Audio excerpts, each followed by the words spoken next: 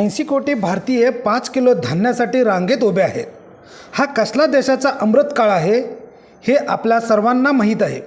भारतीयांसाठी हा अमृत काळ आहे असा दावा केला जात आहे, पण स्वातंत्र्याच्या 75 वर्षांनंतरही आपण कोणता देश बनवला आहे हा प्रश्नच आहे। देशाचे पंतप्रधान मंदिरात उद्घाटनासाठी यज्ञ करत आहेत।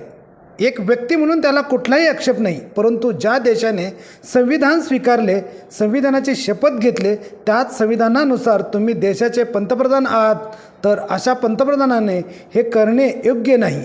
देशात विचार करण्यासारखे असे अनेक प्रश्न सध्या उभे ठाकले आहेत। संविधानिक देशामध्ये संसद भवनात उद्घाटनाला, लोकशाही देशामध्ये राजेशाही पद्धतीने सिगेला प्रतीक मानून त्याचे स्थापना होत आहे। अशा पद्धतीने जर देश चालत राहिला तर आपल्याला राजशाही शिवाय पर्याय राहणार नाही। अशा परिस्थितीला आपण कशी परवानगी देणार आहोत? देशातला अल्पसंख्याक बहुजनवादी समाज हा देशाच्या पंतप्रधान पुन्हा एकदा वैदिक पद्धतीकडे नेण्याचा प्रयत्न करत आहेत। त्यामुळे सर्वसामान्य लोकांमध्ये एक असुरक्षितता तयार होत आहे।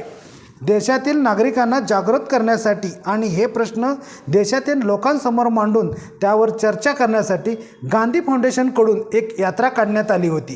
ती यात्रा दिल्ली, हरियाणा, चंदीगड, पंजाब मार्ग जम्मू नंतर अमृतसर येथे संपवण्यात आली।